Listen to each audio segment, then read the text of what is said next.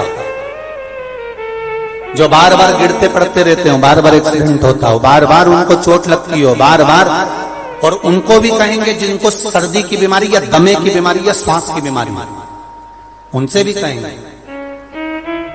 कि श्राद्ध पक्ष में एक चावल के दाने का प्रयोग सुधा नाम से अवश्य करें।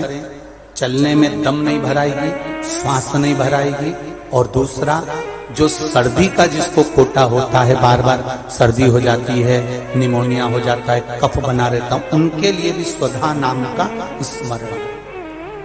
महाराज स्वधा नाम का स्मरण, तर्पण शिव महापुराण में इस नाम का उच्चारण 5 बार आप लोगों को करना है। ये स्वधा दक्ष प्रजापति की बेटी है और पितरों की धर्म पत्नी है।